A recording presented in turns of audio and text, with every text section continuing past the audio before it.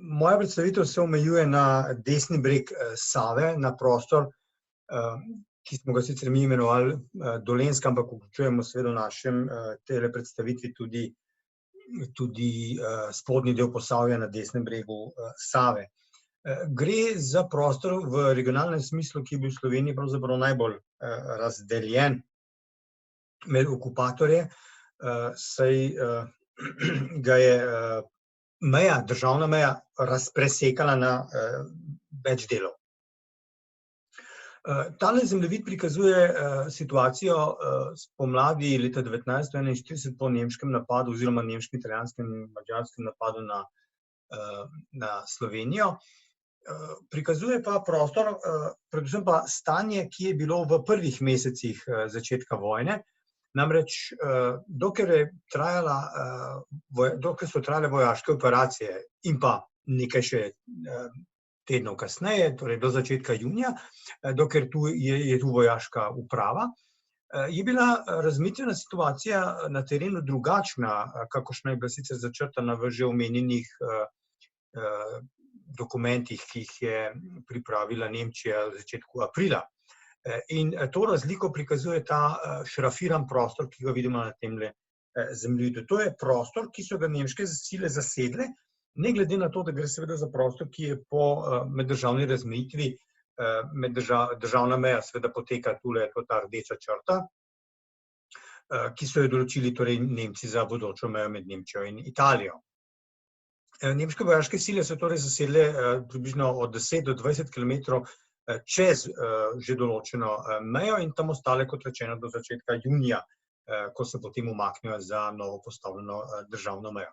Kot vidimo, tukaj državna meja pravzaprav teče rahlo nenavadno, glede na prvi vtis bi namreč se nam kot možna meja, najbolj zanimiva, uporabna, praktična morda meja pojavila reka Sava. Tule zgoraj vidimo eno kljub pri Litiji, pa potem tu od Radeč navzdol, kako je tok reke Save. Vendar so se Nemci odločili mejo postaviti taktično, vojaško, geografsko, gospodarsko pomembno prek reke Save. Zakaj? Delno seveda najverjetneje iz razloga, ker je varovanje meje po dolini reke Save relativno neugodno, ker je reka teče v useku, vsaj v dobršnem delu poteka tele meje tukaj. Potem po dolini sami je tudi pomembna komunikacijska linija, torej železnica iz vzhoda proti zahodu, oziroma obratno, in pa seveda rudarska območja v Zasavju. Zato so torej Nemci mejo pomaknili kakih 10 do 15 kilometrov čez reko, hkrati pa jo potem tudi strateško postavili na vzpetine, s katerih so potem imeli pregled, torej s katerih so potem ne zgolj lažje nadzorovali mejo kot tako, ampak imeli celo tudi vpogled v prostor siceršnjega zaveznika Italijanov, ampak kljub vsemu v vojni seveda ne moreš biti vedno prepričan, da je tvoj današnji zaveznik do končne zmage.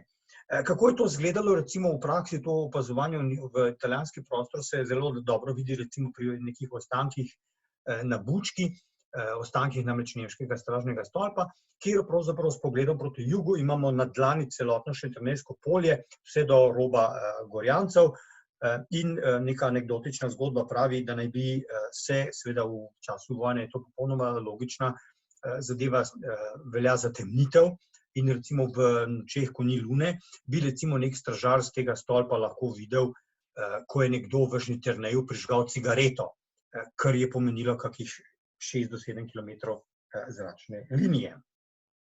Torej, ta provizorična, začasna, 2-mesečna nemška zasedba je obsegala prostor, ki je bil nekako v liniji od Litije, potem pa nekje med Mirno in Trebnjem, pri čemer so Trebnje ostale na italijanski strani, proti Novemu mestu, v smislu, da je Hmelnik ostal na nemški strani, Mirna Peč na italijanski strani, okoli Novega mesta, kjer je šla pravzaprav po samem robu mesta, recimo meja je bila na Mačkovcu, pa potem dole na Cikavi, kar so danes seveda predeli že samega Novega mesta, od Cikave pa potem naprej direktno na Gorjance.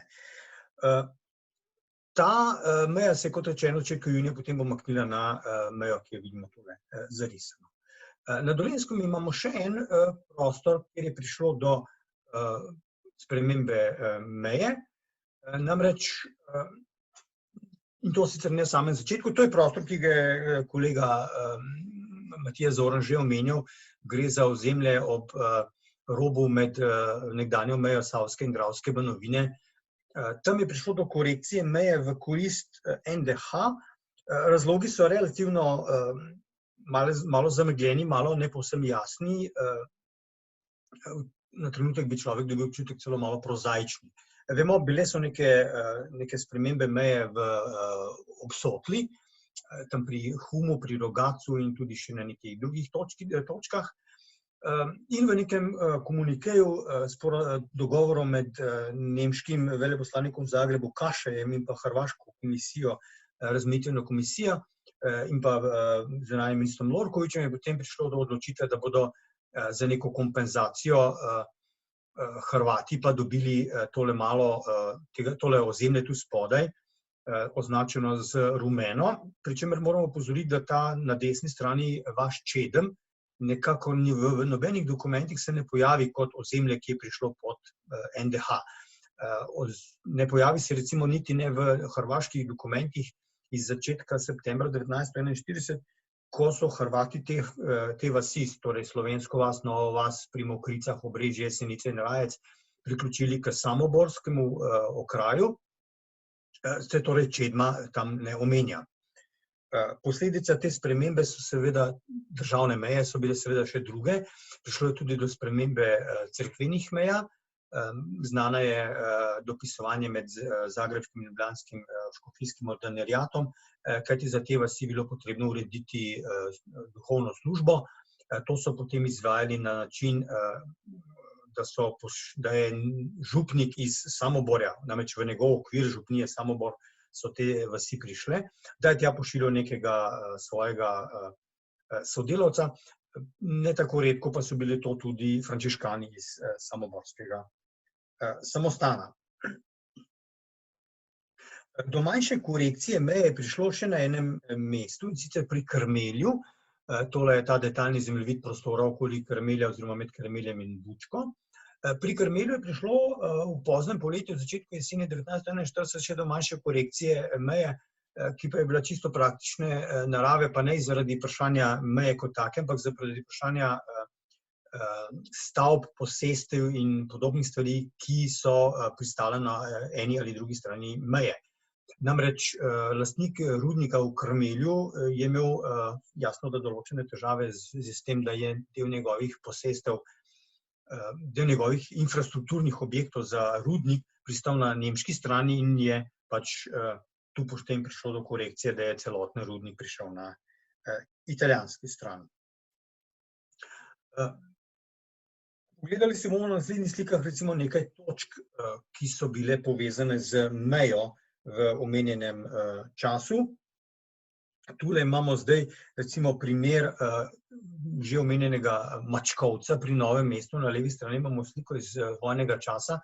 Zagotovo mora biti slika seveda iz aprilsko-majsko-junijskih dni, kajti kasneje meje tu ni bilo in vidimo mejni prostor, mejno točko ustrezno označeno z nemško parolo. Desna slika pa prikazuje ta isti prostor, slikan lani septembra, ko smo pripravljali razstavo o Dolenjski in bili na terenu. Smo na tem prostoru tukaj slikali tole skupino ljudi, med katerimi je treba seveda posebej izpostaviti tegale gospoda v sredini z berglarmi. To je Viktor Miklič, ki je naš najstarejši informator. Gospod je februarja praznoval 103 leta. Imamo pa še nekaj podobnih starosti, seveda kak mesec, dva, leto, dve mlajše od njega. Torej, naš razpon, ki sem ga že prej omenjal, intervjuvancev, je segal od 50-60-letnikov pa do 100-letnikov.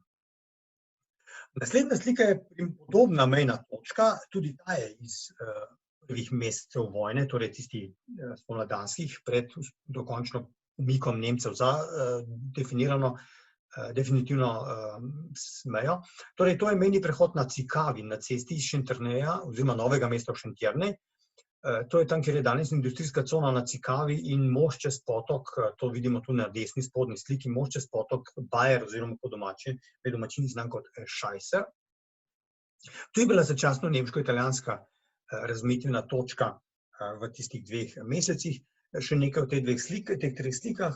Seveda prva slika je iz aktualnega časa, ko je bila tam mejna točka. Vidimo nekaj vojakov in pa tudi nekaj civilistov. Zdaj ne moremo biti prepričani, ali je civilist, ki stoji za rampo, tudi bil iz nemške strani in te dva na tej strani, ali sta bila iz italijanske strani. Morda so se samo tako nastavili pred fotografski objektiv. Slika desno zgoraj je posnel Anton Štampohar, kustos Dolenjskega muzeja leta 1989, ko je pripravljal oziroma ko se je ukvarjal z raziskovanjem okupacijskih meja na Dolenjskem oziroma vsaj v okolici Novega mesta. Medtem ko je spodnja slika v bistvu enak položaj z istega mesta slikana, vendar slikana leta 2019. Torej, to zdaj je nekompilirana predstavitev te iste točke. Naslednja slika pa kaže še eno bolj sofisticirano kompilacijo predstavitve neke določene mejne točke. To je mejni prehod na Mračevem, na cesti med Kostanjevico in Krškim, kjer je bila potem dokončna, torej to je bila res potem trajna nemško-italijanska meja, trajna seveda do septembra 1943, meja med Nemčijo in Italijo. Slikano je na italijanski strani, ker vidimo, da je drug z nemško zastavo za to skupino. So pa na sliki tako italijanski kot nemški vojaki oziroma obmejne službe, kot tudi nekaj civilistov. Na desni strani pa imamo sliko, ki je nastala s pomočjo seveda sodobne tehnologije, torej Google Street View, vendar je bila pot do te slike povezana z sposobnostmi geografov, da zmorejo z najsodobnejšimi orodji najti točko, s katere je bila neka slika posneta. Namreč sama originalna slika, ki je na levi, seveda ne pove točno, kje na terenu je bila slika slikana, vemo seveda za kraj, ampak kje znotraj kraja pa seveda zdaj drugo vprašanje. In ob predpostavki, da se določene stvari ne spreminjajo, v tem primeru tudi cesta, ampak včasih so pri kakšnih takih postavljenih fotografij, historičnih fotografij v prostor, pomembni še kakšne druge stvari, kot je morda kak objekt, ki je ravno tako fiksen, kot je recimo cerkev ali kaj podobnega. Lahko pa tudi čisto zgolj preprosto naravno okolje, kot so hribi v ozadju ali kaj takega, in so geografi z nekimi znanji sposobni potem relativno natančno definirati, kje točno je bila neka slika posneta. Meje kot take so seveda takoj postale neka določena ovira. Postale so ovira za premikanje znotraj prostora, za premikanje, ki so ga seveda prebivalci potrebovali iz različnih razlogov. Naj si bo zato, ker so ga potrebovali kot kmetje, ker so imeli zemljo na eni in na drugi strani meje. V praksi je to običajno potem pomenilo, da z obdelovanjem na oni drugi strani ni bilo nič. Lahko so šle stvari še kam dlje, recimo med Hrvaško in med NDH in med Nemčijo je tam v Posotelju prišlo do meddržavnih sporazumov o zamenjavi zemlje in tako naprej. Odkupi oziroma konfiskacije in podobne stvari, o tem morda bomo slišali kaj pri kolegu Mikši. Za prehod meje je bila potrebna neko dovoljenje. In primer takšnega dovoljenja, ki ga vidimo tukaj, in to je dovoljenje, ki je bilo že tudi za prehod tiste začasne aprilsko-majsko-junijske meje, je tale dovolilnica, ki jo je Leon Korošec, sicer uslužbenec sodišča v Novem mestu, dobil zato, da bi lahko iz Kostanjevice šel v Novo mesto. To je pravzaprav, kar vidimo tukaj na sliki, je zadnji od dokumentov. Pred njim je še en dokument, ki je bil pravzaprav dopis iz Kostanjeviškega, iz županskega urada v Kostanjevici na višjo inštanco v Krško, češ da dotična oseba potrebuje neko dovolilnico za prehod meje. No in to je zdaj ta dovolilnica, ki jo tukaj imamo, kot vidimo, velja za prehod v obe smeri, omejena pa je časovno na 3 dni, 18., 19. in 20. maja 1941. Menda je bil, ne glede na to, da je bila možnost dvosmerne uporabe, je bila porabljena zgolj v eno smer, samo v Novo mesto. Kot je že bilo rečeno, so Italijani mnoge kraje, ki so jih okupirali, tudi ožičili. Tule zdaj vidimo primer Šentjerneja na enem detalnem zemljevidu, pri čemer pa, kot opazite, seveda žica ni narisana, tako kot smo videli na prejšnjih primerih nekih drugih krajev. Žica ni narisana iz preprostega razloga, ker iz arhivskih dokumentov, niti iz spominov različnih pričevalcev, ki so nam pomagali pri raziskovanju stanja v Šentjerneju, nismo uspeli ugotoviti, kje natančno je tekla meja. Seveda, tekla je nekako okoli teh zunanjih bunkerjev, namreč te zelene točke so bunkerjev, in potem tudi znotraj še bil en krog, kot je že kolegica Kornelija Ajlec omenila, Šentjernej je bil dvakrat ožičen. Potrdilo, da je bil to notranji krog, da je tu tekel notranji krog, je seveda tale točka tukaj na cesti, namreč tu je bila še ena zapornica. Šentjernej je imel recimo v tem konkretnem primeru pravzaprav zelo poseben primer, namreč, kot je že tudi Kornelija Ajlec omenila, malo nižje je bila še ena mejna linija, o tem bo več govoril potem kasneje Blaž Štangelj. In recimo vaščani, ki so živeli tudi južneje od ta druge linije, neka italijanska linija, ki so jo delali leta 1943, recimo iz Dolnjega Vrhpolja ali še kakšne druge vasi južneje, bi v želji, da bi prišli do Šentjerneja, recimo na sejem ali kaj podobnega, ali pa trgovino, pač neka potreba, bi morali iti celo skozi 3, kot so je kasneje po vojni seveda uporabljali izraz, skozi 3 checkpointe, zato da bi prišli recimo pot dolgo 4, morda 5 kilometrov. Na bloku v mestu so bile seveda vedno, oziroma na vhodu v nek kraj so bile vedno kontrole. Tole imamo tukaj zdaj eno fotografijo, konkretno sicer iz Novega mesta, ki prikazuje okoliške ženske, ki v teh košarah verjetno skušajo nesti kaj na trg, jajca ali kaj podobnega, torej nek pridelek, ki so ga pridelali, v mestu ga pa je zagotovo manjkalo, oziroma v mestu sploh tega ni bilo, niso predelovali, da bi si tako prislužili kakšno marko ali liro, zato da bi lažje preživeli vojni čas. To pa seveda ni bila edina ovira, ki so jo povzročile meje. Hujša je bila še eno drugo dejanje, ki so se ga pa posluževali predvsem Nemci. Tako Nemci kot Italijani so seveda domačine zaradi sodelovanja ali pa podpiranja narodnoosvobodilnega gibanja zapirali, pošiljali v taborišče in podobne stvari. Nemci pa so na ozemlju, ki so ga zasedli, počeli še nekaj drugega. Gre predvsem seveda za v strnjeni obliki, predvsem za tisti prostor, ki sem ga prej pokazal na zemljevidu, videli ga bomo pa tudi na naslednji karti. Namreč gre za ozemlje med Savo, ki je tu na tem zemljevidu zgoraj, in državno mejo, ki so se ga Nemci odločili popolnoma izprazniti, zato da bi lahko na ta prostor naselili Nemce iz okolij, od koder so jih želeli preseliti v Reich. Nam najbližji primer preseljevanja teh Nemcev so seveda Nemci iz Kočevskega, ampak so znane tudi še druge skupine Nemcev, ki so jih želeli naseliti na ta kraj, v te kraje, recimo Besarabske in še kakšni. V primeru, kako je to potekalo, seveda to je šlo zdaj za načrtno izseljevanje posameznikov, ki so jih izseljevali v različne lokacije. Znano nam je seveda iz nekih drugih zgodb, povojnih zgodb, izseljevanje v nekatere druge predele nekdanje skupne države, torej v Srbijo, delno tudi nekaj na Hrvaško, ali pa v Nemčijo recimo. In ti izgnanci so potem živeli najrazličnejše usode.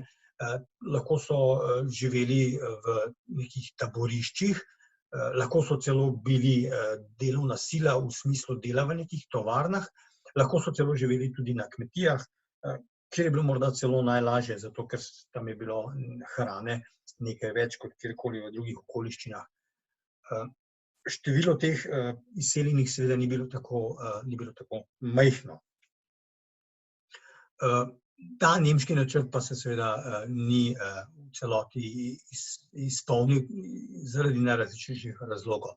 Mimogrede, tale karta je nemška karta, mislim, iz leta 1944, ki pa je zanimiva tudi iz še enega drugega praktičnega razloga, če se seveda zdaj tule ne moramo pokazati, ker je to precej velika karta in je tu preslaba resolucija, da bi si to lahko ogledali. Namreč za večino teh krajev so na karti označeni, so navedena nemška imena, ki so jih uporabljali v času druge svetovne vojne, ob čemer moramo seveda imeti v glavi, da ta imena so nekatera pravzaprav identična, kot so bila uporabljena že pred letom 1918, v nekaterih primerih pa gre za neke popolnoma nove umetne jezikovne tvorbe. Hvala lepa.